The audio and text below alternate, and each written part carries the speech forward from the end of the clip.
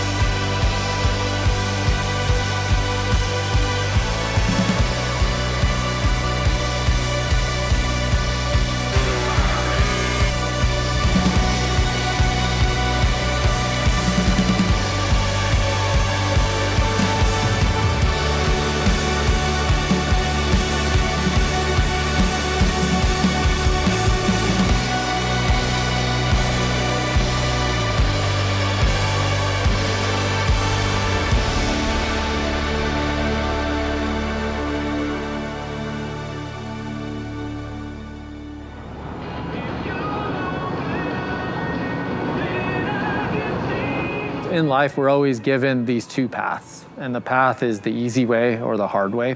I knew right away, for me being a young kid with no money, my parents not a ton of money, but worked hard, that it was going to be the hard path. 11.29 at 112. In 1996, I am 16 years old. I worked my butt off, and I got this gem right here.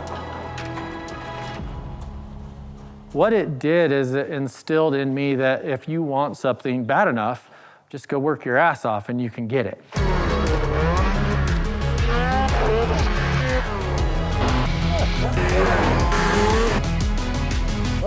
Is that pretty cold?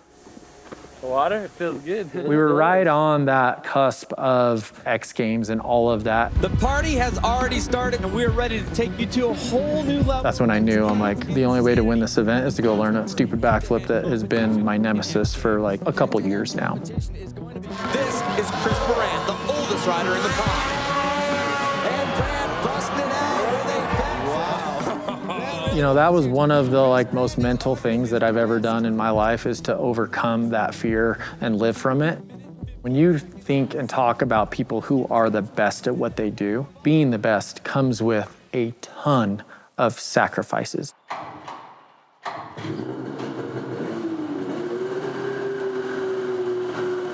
Fast forward to 2008, I'm invited back to X Games as defending gold medal champion, but now I have this business to run, you know, starting a family, all of these things are happening. And I remember a complete 180 of a mindset of, I don't want to be here and I'm scared. And when you show up to X Games scared and you don't want to be there, I promise you, you're going to fail. And now, like the sole goal was, you know, this backcountry riding that we're doing now is completely changed and it's going to open people's eyes, but I got to figure out how to show them. That's how the whole business started.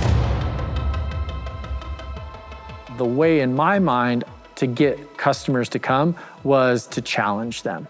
There were so many naysayers at the beginning. Like, why would I pay to come ride with you? I can ride for free. That's fine, but I'll go kick your ass on the mountain. And then I'll show you why you need to come here, because you've got some stuff to learn and I can teach you.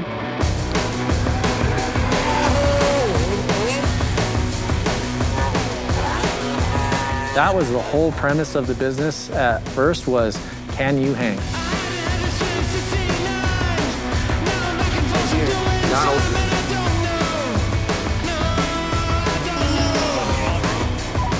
I did enjoy breaking down people. As you get older and more mature, now all I do, I really enjoy seeing them succeed. Because when they succeed, that means that we did our job. And when they succeed, it means they got something out of it, which makes them want to come back.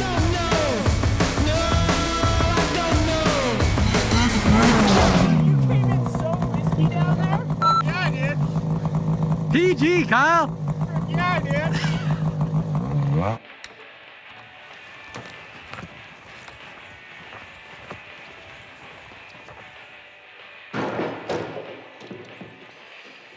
So let's try a different setup. Let's go, let's soften that rear a little bit so it actually wants to plant. I get asked this all the time is, do you still love it? You know, and I tell you and I tell all the guys this at least once in the day. You tell your boys, like, hey, it looks like you guys are whooped. I'll be right back. I'm gonna go get stuck. And you go push yourself at least once in the day to make sure that you're having fun on your snowmobile. I find myself in that zone sometimes where I'm just like chomping at the bit, ready to go. And you find that moment and you can justify an entire day, I mean, with one line. And, you know, I mean, just feeling accomplished in yourself that even if you failed, at least you were pushing yourself, so.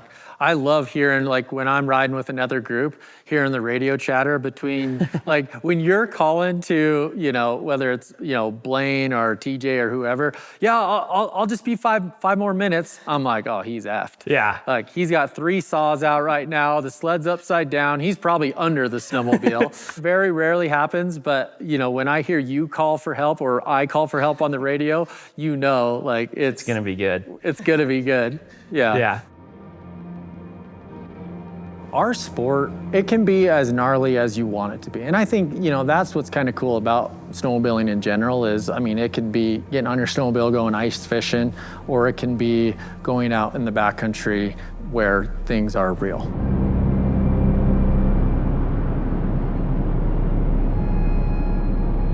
I mean, we've dug someone up out of an avalanche and had to resuscitate him with CPR. Been a part of a couple search and rescues where there was just some poor decisions made that ended up costing, you know, someone's life.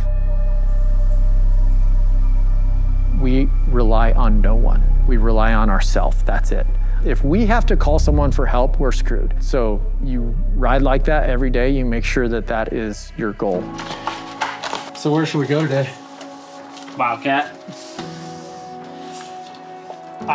So remember last year when I told you to stay the hell out of there and then I went in there by myself. So- To be fair, you were bragging about how crazy epic the snow was. I come in a day later and it was smoked. So you didn't really We're pretty small, but we have some incredible people who work for Burandt's Backcountry Adventure and just couldn't do it without them and wouldn't want to.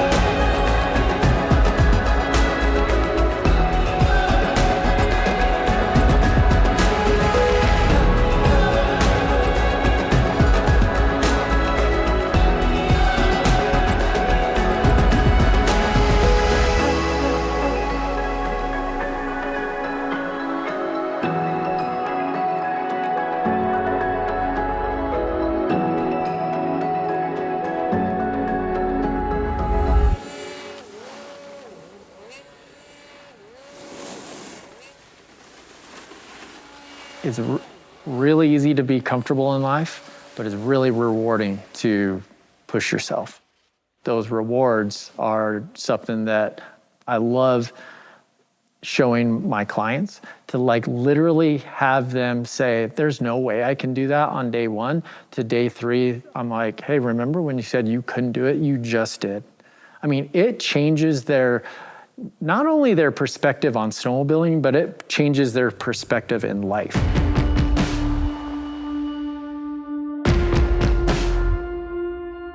Both my wife and I, loved hunting, loved snowmobiling and outdoors and getting out. And so, that's been really important to pass on to our children.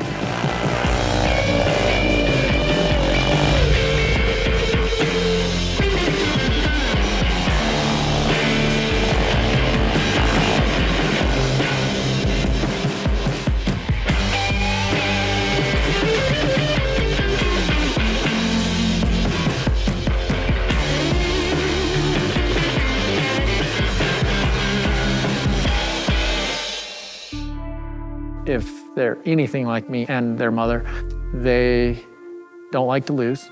They like taking the hard way, and they'll really benefit from the fruits of their labor by putting in the work.